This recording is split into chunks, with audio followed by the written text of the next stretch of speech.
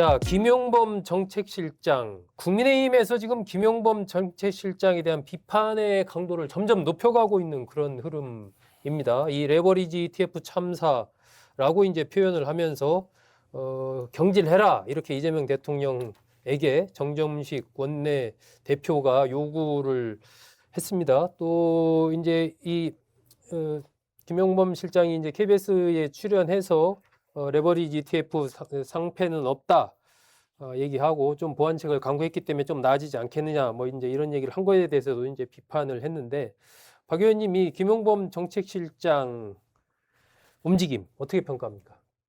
일단 그 두 가지를 좀 나눠서 봐야 될 것 같은데 네, 지금 SK 하이닉스하고 삼성 단일 종목 레버리지 이 상품은 네, 저는 명백한 정책 실패라고 봅니다. 정책 실패다.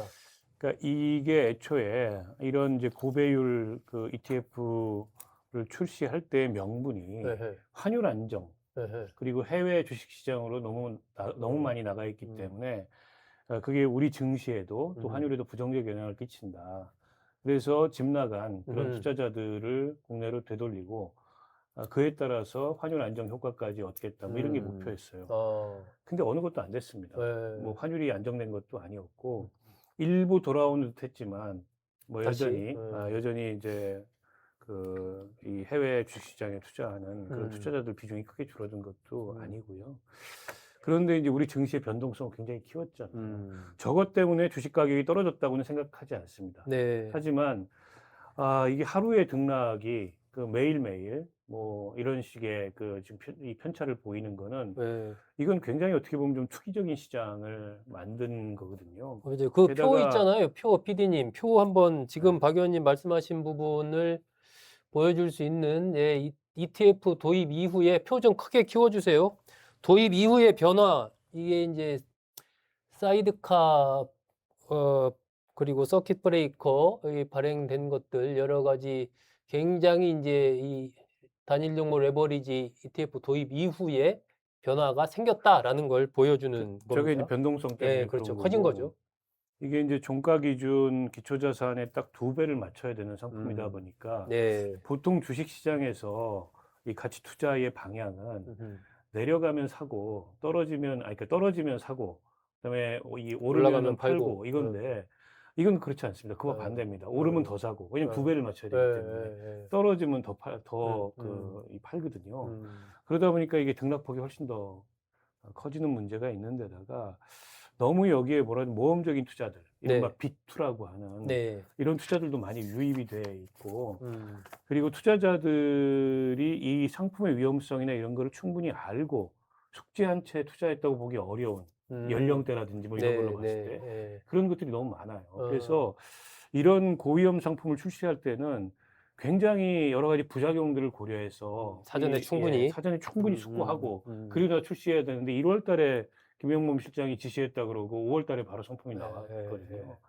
그 어떻게 보면은 우리 증시 부양을 너무 의식해 가지고 이 위험성을 좀 간과한 명백한 정책 실패라고 보고 네. 금감원장도 굉장히 무책임한 얘기를 한 거죠. 음. 뭐 그때 들어놓아서라도 말렸어야 된다. 아니 말렸어야죠. 이제 와 가지고 예. 하나만 하는 얘기하니까 하나만 하는 얘기하니까 비판을 받는 건데 근데 이게 전적으로 김용범 실장의 책임이라고 할 수 있느냐. 음흠. 그러니까 물론 누군가 책임져야 되니까 김용범 실장이 결국 그 금융위원회 팔 비틀고 지시해서 한 거 아니냐? 관련 그 투자사들 팔 비틀고 해가지고 한 거 음. 아니냐라는 식의 이제 책임론으로 번지고 있는데 그렇게만 보긴 어렵죠. 음흠. 이게 뭐 요즘 같은 시대에 청와대 정책실장이 팔 비튼다 그래서 무조건 무슨 이 투자사들도 그렇고 그다음에 금융위도 그렇고 하는 건 아니거든요. 그러나 종합적으로 정부의 정책 실패라는 점은 그리고 이게 대책이 별로 없어요. 기술적 대책들 지금 몇 가지 나와 있는데 그냥 보완책이죠, 그냥. 그걸로 그냥 안정이 될까? 음. 그러면서 상당히 우려스러운 건 맞습니다. 정책 실패인 건 맞지만 김용범 실장이 책임져야 될 문제는 아니다. 뭐 이렇게 요약할 수가 있네요. 이 의원님은 어떻게 보십니까? 그 김용범 실장이 제가 언론 보도를 보니까 이제 음. 올해 초에 한 네. 인터뷰를 통해서 네. 고배율 단일 종목 레버리지 상품 도입을 금융위에 지시했다. 네. 뭐 이렇게 밝혔어요. 네. 그러니까 본인이 주도한 건 맞습니다. 음. 물론 이제 그 주도하기까지 이 상품을 고민하는 과정에 주변의 여론들을 많이 들었겠죠. 음흠. 그걸 통해서 어쨌든 본인이 주도했고, 그리고 이제 이게 문제가 커지니까 이찬진 금감 원장이 그때 들어 누워서라도 막았어야 했다. 또 이렇게 이야기를 하고 있습니다. 이 얘기는 뭐냐면 이 상품 설계가, 이 상품이 내부적으로 문제가 있다고 판단했지만 결국은 청와대가 밀어붙이니까 그냥 침묵했다. 이렇게 해석할 수 있는 이찬진 거거든요. 원장의 그 얘기를. 예, 예. 그러니까 청와대가 밀어붙이니까 밑에서 그거를 거기다 반박하기가 어려웠다는 것을 이야기하는 거예요. 제가 볼 적에는. 그럼 저는 이제 김용범 정책실장이 이거를 밀어붙였다면 저는 대통령도 사전에 보고받았을 가능성이 굉장히 높거든요. 이런 중요한 문제를 자기가 독단적으로 대통령한테 보고도 안 하고 하겠습니까? 저는 이제 그런 부분에서 문제가 있는데, 근데 이제 대통령이 지난 15일 날 재경부하고 금융위 뭐 이런 업무 보고 때 그 금감원장한테 이렇게 얘기합니다. 최근에 삼성 하이닉스 ETF 때문에 많이 당하고 계신 모양인데, 그래서 보통 남 얘기하듯이 이야기합니다. 그러면 이찬진 금감원장이 이것 때문에 당했습니까? 지금 여기서 당한 사람은 여기서 비tun해가지고 지금 피눈물 나는 개미들이에요. 네? 이것 때문에 지금 개미들이 눈물을 흘리고 있는데 대통령이 그렇게 이야기하신다? 그건 좀 굉장히 잘못됐다고 생각이 듭니다. 그래서 저는 이 부분에서 문제의 심각성을 지금 대통령도 정부도 잘 모르고 있다. 그래서 아까 이제 박원석 의원님 말씀하셨지만 이 금융상품 이거 사실 여기서 어떤 정책의 선의의 어떤 정책 목표가 있지 않겠습니까? 어쨌든 그럼에도 불구하고 새로운 파생상품 뭐 이런 걸 만들려면 이 상품 설계의 위험성이 얼마나 되는지, 또 이것이 시장에 미칠 효과가 어떻게 되는지, 또 투자자 보호 방안은 어떻게 있는지, 최소한 이 정도는 충분하게 토론하고 검증하고 이 상품을 내놨어야 되는데 그 부분이 지금 간과돼 있어가지고 지금 주식시장을 완전히 카지노판으로 만들고 있다. 이런 지금 비판의 직면에 있는 거 아닙니까? 그럼 제가 볼 때는 여기서 누군가 정책실장이든 금감원장이든 금융위원장이든 책임을 물어야죠. 이 부분에 대해서는 책임을 안 묻고 이 부분을 그냥 넘어가겠다? 그건 굉장히 잘못된 거고요. 두 번째는 지금 저는 이제 이재명 정부 운영하는 걸 이렇게 보면서 제가 볼 때는 이제 정책에 있어갖고 해당 주무부처가 완전히 이렇게 배제되고 그 청와대 비서실이나 정책실이 이 정책을 과도하게 주도권을 행사하잖아요. 그러면 내각이 침묵하지 않습니까? 그럼 그 과정에서 무슨 문제가 있냐면 정책에 대한 그 검증 과정이 부실하게끔 돼 있어요. 책임 소재도 약간 애매모호할 수 있겠네요. 이게 무슨 얘기냐면 청와대 비서실이나 정책실이나 여기는요, 실질적으로 정치 집단입니다. 예, 정치적 경향성을 우선시하게 되고 대통령의 국정 지지도나 인기를 우선하게 생각하는 집단이고 내각은 좀 다르죠. 여기는 이제 철저하게 관료 집단으로 돼 있기 때문에 이 부분이 균형을 맞췄을 적에 저는 정책의 안정성이나 또 시장에서 어떤 순기능이나 이런 것도 잘 이렇게 파악해서 갈 수 있는 부분이지, 그게 안 되고 만약에 대통령실에서 대통령의 국정의 안정, 정치적인 목적을 가지고 뭔가 자꾸 정책을 만들고 그리고 내각은 거기에 대해서 그냥 침묵하고 있고 이렇게 되면 이런 사태가 저는 벌어진다고 보는 거거든요. 그래서 이번 부분을 통해서 저는 그전에도 지금 그 김용범 정책실장이 말이 너무 많아요. 말이 너무 많고 그래서 또 저번에 이제 그 반도체 초과 이익 부분을 국민 배당금으로 돌린다 해갖고 국내적으로 상당히 많은 파장을 일으켰지 않습니까? 그래서 좀 정책실장에 대해 이번에 책임도 묻고 정책실장이 여기서 침묵해야 되고 그 경제부총리가 있지 않습니까?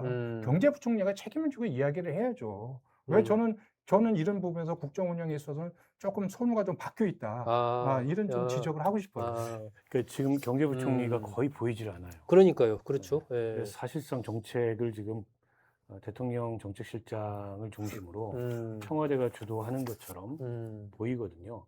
물론 뭐 역대 정권에서도 경제정책을 꼭 경제부총리나 내각이 주도했느냐 보면 그렇지 않아요. 청와대가 어쨌든 그 컨트롤하고 조정하고 종합하는 기능을 다 해왔습니다. 역대 어느 정권에서도. 다만 이번에 이제 좀 김용범 정책실장이 유독 존재감이 좀 두드러지는 측면이 있는 것 같아요. 제가 보니까 김용범 실장이 훨씬 선배더라고요. 지금 뭐 그 경제 라인, 재정경제부 장관이나 뭐 기획재정처 장관은 정치인 출신이니까 조금 노노하고, 근데 그런 것도 일정하게는 영향을 미치는 게 아닌가 싶고요. 저는 사실 이 그 단일 종목 레버리지보다 더 걱정되는 게 구조적으로 한 가지 있습니다. 뭡니까? 국민연금 리밸런싱 문제인데요. 리밸런싱 원칙이 좀 많이 무너져 있어요. 그러니까 사실은 어떻게 보면은 그 증시가 연금이 증시에 동원되고 있는 측면이 있는 거죠. 물론 정부가 국민연금한테 막 팔비 틀어가지고 이 종목 사라 저 종목 사라 이렇게 하고 있는 건 아니지만 지금 국내 투자 비율이 너무 높다 네. 이런 지적이 있지 않습니까? 그렇죠. 네. 그래서 이걸 리밸런싱을 해야 되고 하겠다고 국민연금이 발표했는데 이게 좀 늦어지고 있습니다. 아마도 이제 그 코스피에 미칠 영향이나 이런 걸 고려해서 늦추고 있는 게 아닌가 싶고요. 근데 이렇게 그 국내 투자 비율이 다른 해외의 주요 연금들을 보면 높지가 않아요. 그게 이제 그 연금을 수단으로 결국 이 주식시장이라는 경제 현실에 정부가 개입하거나 혹은 기업 경영에 개입하거나 이제 이럴 우려나 그럴 가능성, 연금을 정책적 목적으로 동원할 가능성을 우려해가지고 아예 무슨 그 스웨덴이나 노르웨이 연금 같은 경우에는 국내 투자를 못 하게 돼 있습니다. 네. 전혀. 네. 근데 우리도 일정 비율 이상은 국내 투자, 국내 주식시장, 국내 주식 그 비율을 높이지 않는 식으로 관리를 해왔는데 지금 너무 높아져 있거든요. 근데 이거는 지금 이 단일 종목 레버리지 이런 것처럼 그 일시적인 문제가 아니고 굉장히 구조적인 문제인데다가 구조적인 폐해를 낳을 수 있어서 이 문제가 점점 더 걱정돼요. 그래서 이게 어쨌든 반도체 슈퍼 사이클을 타고 우리 증시가 크게 부양돼 있는 게 사실이고, 그리고 정부의 뭐 자본시장 정상화 조치도 일정하게는 거기 역할을 했죠. 근데 거기까지 해야 되는데 이게 그런 어떤 경제 현상에 혹은 그 기업들의 경영 행위에 결과로서 주식시장이 좋아져야 되는데 이게 정책의 목표 자체가 일정한 그 주식시장의 뭐 이 지수를 유지하고 하는 게 정책의 목표가 되면 본말이 전도되는 거거든요. 예.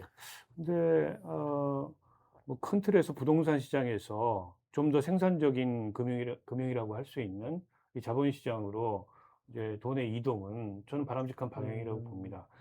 근데 이 자체가 또 하나의 새로운 그 투기가 돼버리면 그건 문제거든요. 근데 이런 점을 걱정해야 될 그런 상황에 와 있는 게 아닌가 싶어요. 그 국민연금 그 문제는 아마 지금 야당에서도 국정조사 문제를 조금 이제 얘기하기 시작한 것 같습니다. 근데 굉장히 이게 제가 보기에도 민감한 부분입니다. 아마 앞으로도 좀 이슈가 될 가능성이 있지 않나 그렇게 봅니다. 박 의원님 아까 요 문제 하나 그 이 의원님이 말씀하신 김용범 정책실장이 이 참모가 아니라 거의 지금 뭐 경제부총리 이상으로 경제정치 전반에 이렇게 어쨌든 대통령의 비서실 비서인데 너무 나서는 거 아니냐. 지금 뭐 재개발 재건축 관련해서 오세훈 시장 만나겠다는 거 아닙니까? 이 문제에 대해서는 어떻게 보십니까? 그러니까 저는 대통령의 의지가 실려 있는 거라고 봅니다. 대통령의 실어줬다. 의지가, 실려 있지 않고서는 뭐 어쨌든 정책실장이 대통령 비서인데 대통령 의중과 관계없이 본인이 월권을 하거나 아니면 뭐 저렇게까지 광범위한 그런 행보를 하기가 어렵거든요. 그러니까 정책 조정 역할을 확실히 해라라고 대통령의 역할을 맡긴 거고, 그러나 그게 보기에 따라서는 주무부처가 있는데 그 주무부처에서 1차적으로 판단하고 의사결정을 해야 될 것까지 이 청와대와 이 대통령실이 나선다는 거는 과거에 보면 이제 부작용을 낳을 수도 있거든요. 왜냐하면 목적이 약간 조금 다른 측면이 있어요. 어떻게 보면은 관료적인 안정성이나 보수성, 이걸 이제 의식할 수밖에 없잖아요. 기존의 부처는 정책의 연속성이나. 그렇죠. 근데 그에 비해서 청와대 같은 경우에는 현 정권의 어떤 성과, 현 정권의 업적, 이 두 가지 측면이 좀 잘 조화돼야 돼요. 그러나 이게 이제 어느 하나가 너무 앞서게 되면, 예를 들어서 관료적인 그런 그 관성이 앞서면 복지부동 하는 겁니다. 아무것도 안 하고. 윤석열 정부 때 그랬어요. 정권이 어떤 의사결정도 안 하니까 관료들도 아무것도 안 해요. 그냥 손 놓은 겁니다, 모두가. 이런 상태였고, 반면에 이게 정권의 목적이 너무 앞서게 되면 그런 정책적인 연속성이나 안정성이나 이런 것들을 다소는 좀 흔들 수도 있거든요. 근데 지금 이제 후자가 염려되는 그런 현상이 눈에 보이는 거 아니냐. 이 점은 좀 귀담아 들어야 된다.